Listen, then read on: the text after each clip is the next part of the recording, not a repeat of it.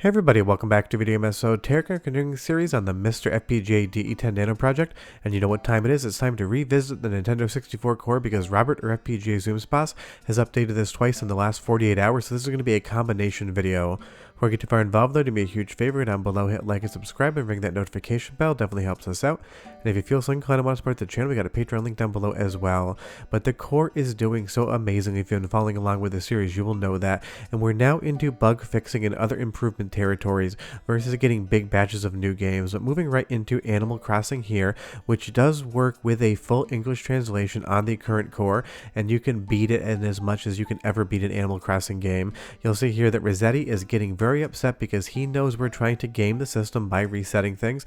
That will happen, and it's always fun to know the game is looking at what you're doing and it's going to give you hell if you start doing it. But this has seen some improvements and some visual glitch improvements on some of the graphics. This is where we're at the current core. As we walk up here to the corner, you're going to see something very interesting on the waterfall seam. It has this yellow, red, and black glow to it. Now if you've ever played Animal Crossing or seen water in real life, you're going to know it does not do that. On the newest core, all of these glitches have been fixed. It is a small thing, but it's readily apparent when you see it, and when it goes missing, it gets so much closer to real original hardware. That is what's going on with these current core improvements. There's also been some video timing improvements which are much harder to show, but different interlacing and other progressive scan features that are going to get this much closer timing wise to real hardware. A lot more of those fixes are going to come, and once this gets more mature, I will do some side-by-side real hardware to MiSTer FPGA comparisons. You guys have been asking for them, but we're not quite there yet. But you'll see again as we run around, there's going to be some visual glitches in the waterfalls in some areas on one core, and then as we go to the newest core, they're going to disappear completely. That is where we're at with the core. There's so many little things here that have been fixed you would never notice if I didn't point it out. You'll see here that red is in the previous core, and if we stand here, I'm just going to do a quick crossfade to the current core, and it's going to disappear completely, and you're going to have the graphics drawing correctly. That is what's going on with this new core. They're small touches, but they're huge improvements. Now moving over to Beetle Adventure Racing, you guys are always asking for more footage of this, and that makes me happy because it is one of my favorite racing games on the system. And again, this has seen a bunch of new improvements. There's better fog in here.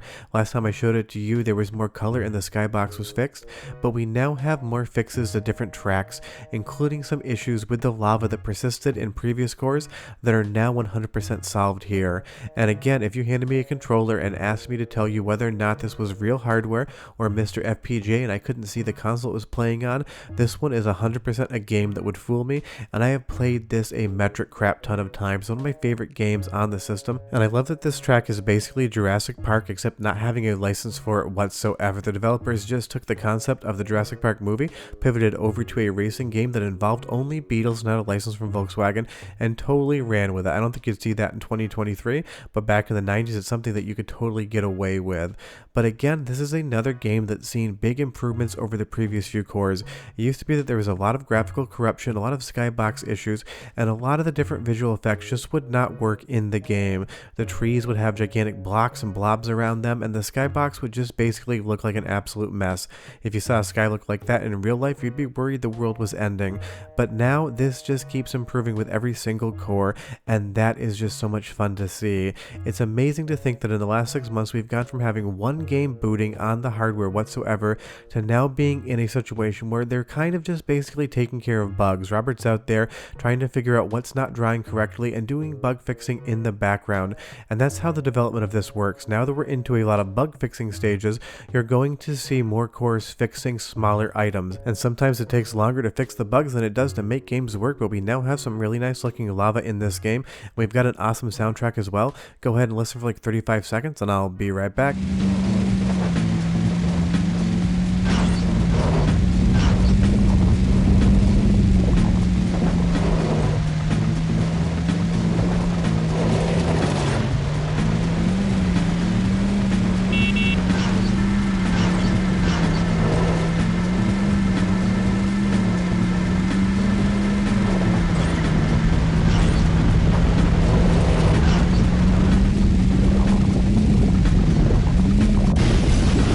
Generally, if your car slightly tips over in real life, it does not explode, but we're crashing for a reason here. It's to get a closer look at the lava, because honestly, you wouldn't be this close if you were just playing the game, but it looks great here. Now, moving over to a game that people wanted to see a revisit of, and this is actually footage from Octane. He did a blind 1cc run of Star Fox 64, and he sent me over the footage. He's a friend, and honestly, I don't care what most people say about him. I think he's alright.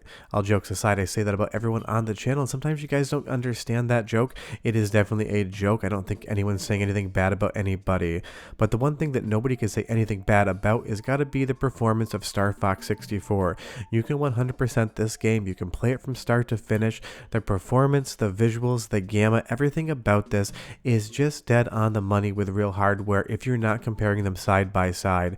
Now, if you did show the intros running side by side, you might see a little bit of a desync. I need to check on that soon, but I did want to mention that one more time. You guys keep asking for comparisons against real hardware, and until this core is basically done, generally I'm not going to run them because it isn't a fair fight. Once Robert says the work is done, then that'll be the great time to start comparing it to real hardware and to different software emulators, but right now, because it's still work in progress, it just doesn't feel quite right. But this is just so much fun to see. This is such a classic game for Nintendo. Kind of feels like Sin and Punishment except Star Fox. These two games seem to be intrinsically linked, at least in my mind, but the performance here on the current core is just amazing. I have been playing this a ton in the background as well, because I do play MiSTer in my spare time, and it just works. And I'm pretty sure that somebody from the Star Fox development team, or maybe someone from Konami, was inspired by the other person, because this level right here is basically identical to a level in Solar Assault from Konami, released in 1997. Every time I see footage of this area, I think of that game. It is basically almost a one-to-one recreation in spots in the best way possible. But tell me down below if you've ever played Solar Assault. I'm assuming 99 out of 100 people have not seen that game. And of course, it's Star Fox, so you get this gigantic head boss in the end. Never quite understood it, but always loved it. But if you want to play another game that just 100% works, and this is a fan retest because you guys have been asking for it, Star Fox 64 is there for you. You can play the entire thing, you can do whatever you want, you can beat what looks to be a robotic gremlin from the movie Gremlins here, and you're just going to have an absolutely good time doing it. Obviously, some games still don't work. GoldenEye, Paper Mario, Mario Golf, not going to be able to load those up yet because of TLB, but the games that do work, things like Star Fox 64, are 10 out of 10 amazing on the current core, and I can't recommend you play them enough. If you haven't played Star Fox yet on the core, what are you waiting for? Go do it today. Now, moving back over to Body Harvest, another game that people wanted to see retested. This is a really interesting one. What I'm going to do is tell you what the problem is and what the solution is, but I'm not actually going to tell you which source is correct and incorrect, because I am curious to see who in the comments can guess as to what should be and what shouldn't be. You're going to see some explosions in this footage, and there's going to be two different sources. You're going to see in this next clip here, the explosions are going to have a certain color to them. Once we get through this little bit of a text box, once we explode these bugs, you're going to see that the explosion has a color to it. One of these two explosions is not correct. That is the attention to detail and the attention to bug fixings that Robert is putting in here. You'll see that explosion is just a green with a little bit of yellow, kind of looks like a fart cloud. Not trying to joke around, that's just what it makes me think of. As we move over to a different core and you see the same explosions, you're going to start seeing some different colors in here. But leave me a comment down below and tell me which one you think is correct. I would be curious to know who out there is going to be able to get this right, because it is a very difficult thing. But this is what it means to be accurate to real hardware. It means to make sure even small visual details like an explosion have the correct color profile on something like MiSTer FPGA. That is what accuracy is, and Robert's definitely delivering it to us here, even if I'm not going to tell you which one is correct. But the game does seem to have some audio improvements as well. Last time it was a little scratchy, now it sounds perfect. So go ahead and listen just for like 25 seconds. I'll come back and show you more games that work.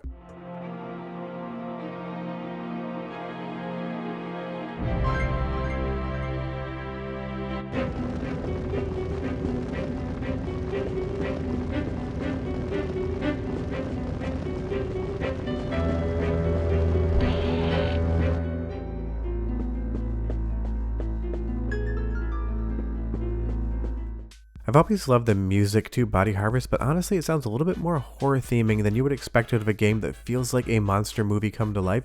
And if you've never played Earth Defense Forces, I can't recommend that series enough. That is what Body Harvest basically became, not from the same developers but the same concept, and anytime I can recommend EDF, I 100% do so. Now moving over to Portal again, last Friday I did the long play of this game just to have some fun with it, but there have been some improvements in Portal 64 in intervening cores since then in the last like 48 hours.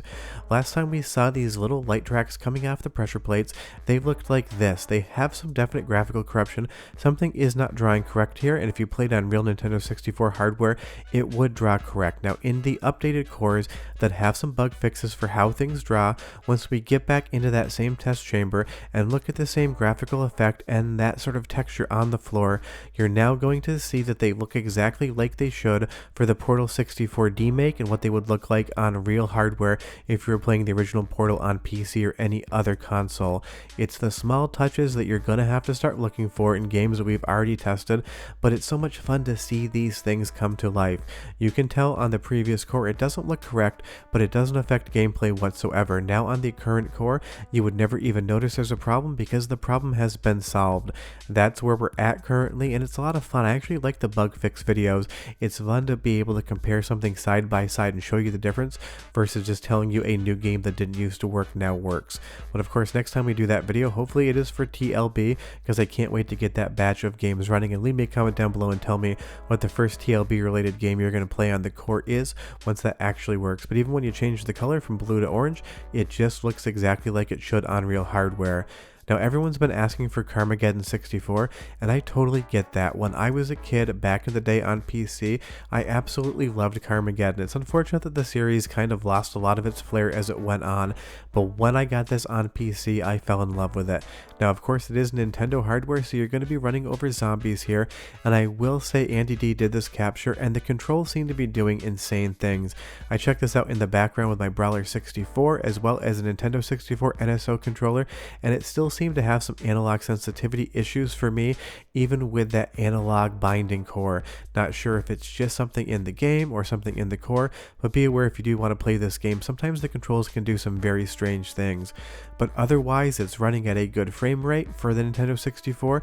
All of the graphics seem to be here, and it's still that same over-the-top Carmageddon action that everyone loved from back in the day. And this was considered one of those games that was very violent. Now it seems tame in comparison, but it is fun just to see it here. And don't forget, you do have some options as well for pad controls and pad speeds in the on-screen display options. So if you do find a game that has some analog weirdness, you can play around with that. The number one game that I seem to have issues with, even with different controllers, is going to be Buck Bumble. I can just never get that game to control correctly, but you've all been asking for some Carmageddon 64 footage. I didn't want to disappoint, but if there is another game that you haven't seen tested recently or you want to check out, just go ahead and leave me a comment down below, and I will definitely check it out in a future video, because the Nintendo 64 library isn't the most massive in the world, so it gets harder and harder to get these testing videos out without retreading too much territory. It's a lot easier for the Sega Saturn. But honestly, driving around in Carmageddon 64, smashing into your opponent's cars, taking out zombies, and seeing all the different weird effects and modes does make me nostalgic to play this game later on the core, but mostly makes me nostalgic for playing the original PC release on my current PC. But the game's got a fun soundtrack and some great sound effects, so I'm going to give you like 25 seconds worth of sample, and I'll come back and talk a little bit more about the core. But enjoy!